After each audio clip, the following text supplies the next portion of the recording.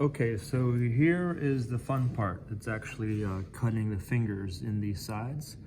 You need a special setup for this, a special jig. This is the jig that we use for box cutting. This is specifically for 3/8 of an inch.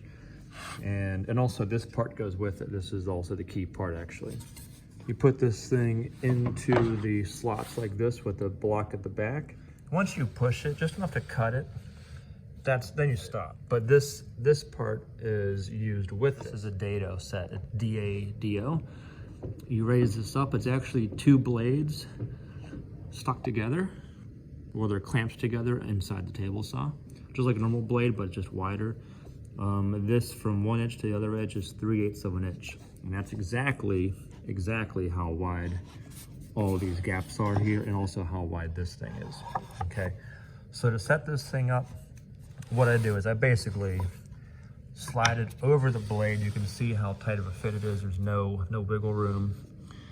And then I put this piece over top of it until it fits. And there should be no wiggle room there. It is pretty much exactly the right size, you know, fitting in there. Get some clamps. Lightly clamp one side, get the other clamp the other side, and then give them both a good squeeze so that they so this little attachment does not move. Okay. And now this is ready to use, except for you have to raise up the blade. So you raise up the blade to be just over the wood, because this is how deep the fingers are going to be. Okay, so make sure you find the blade that's sticking up the most.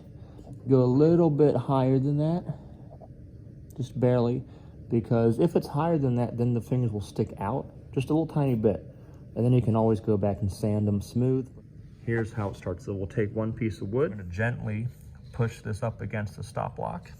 Make sure by blowing it out, or you really got to make sure that there's no sawdust in there or no little chips of wood or anything, because if it is, it's going to interfere, and these things have to fit in like pretty tight. So you're going to hold it with two fingers, and you're going to push this thing through, making sure that this doesn't lift, because it might want to. You're going to kind of hold it down and up against that little stopper, that's your stop block, and hold up against the fence as well. And then you're going to make your cut, and then you're going to put that groove over the top and make your next cut. And I keep on moving the grooves over until you finish this all up. I'll show you in a second here. When you're done with one side, you're going to immediately do a vertical flip so they stay the same, up against the edge. Make your cut, flip it over, or kind of slide it over top of here, and then this side will be done. The same side you should do immediately here with the same piece of wood. So I'm going to do both of my Baltic birch plywoods, and then I'm going to do both of the redwood.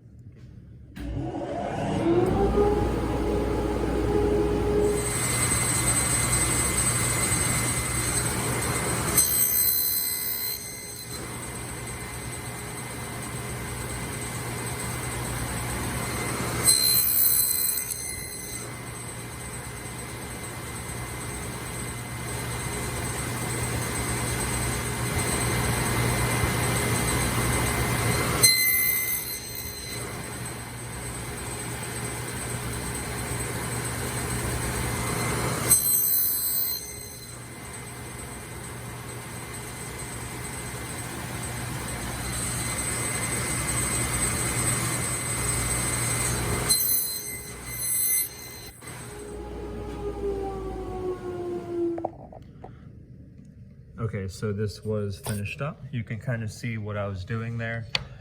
And here's how these two end pieces end up looking. Full finger, then a little bit of like a half a gap there. That's okay. It's never good. It might not ever be exactly matched up depending on the width of how wide this is, but that's okay, because we're gonna end up with the exact same finger size. It fits in there, and automatically it's gonna work with this jig. Once you get the two sides cut, you're gonna take one of this piece, you're gonna flip it around, and you're gonna put now where the full finger is back there. And this is gonna be the spacer that's gonna help you put the other piece of wood up against it, just for one shot. So I'm gonna make this cut, I'm gonna do a vertical flip, and I'll flip that, and then I can get rid of this piece, take it out, and then start making the rest of my cuts. So this is just like a little stopper, so you know exactly how much to cut right here. Okay, so let me go ahead and make these cuts, and then we'll see if this thing all fits together. I hope it does.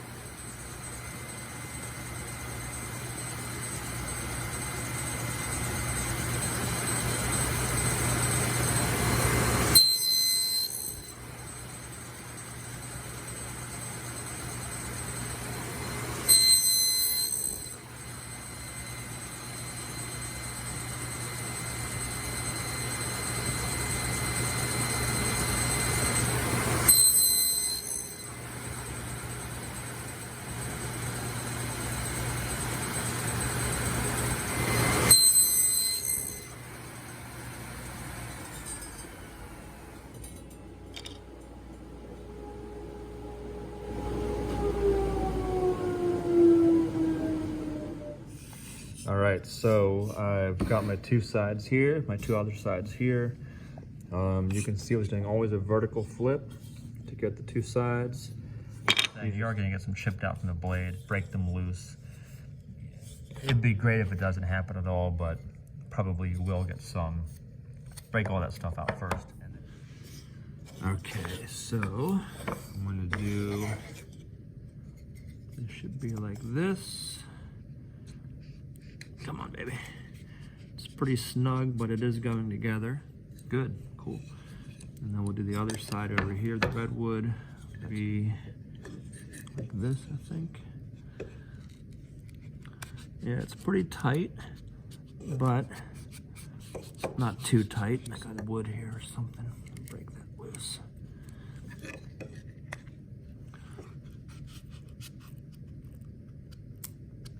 Ooh. I hear a crack or something. I don't know what that was. We'd probably just do it by hand, but once it is put together, you would put glue in these fingers, clamp it all nice and tight. When you're all done, there should be no gaps. If you don't hold that piece of wood down against like the surface going down that direction, you're gonna have different cuts right here, different like depth of a cut, and then that's gonna be an issue. You gotta make sure you really do hold that wood down. Also up against the fence and also up against the stopper, but down is important. Okay, it's a little bit better. There's a little bit of a gap right there, pretty minimal, but there is a gap. Hopefully when I clamp it, that will get squeezed up.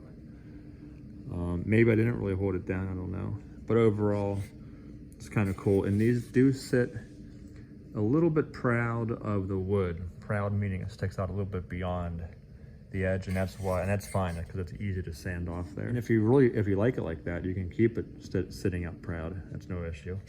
Some people actually do that on purpose. Well, actually, that's all I'm going to do. Next step here is to glue it. So I'll show you that next.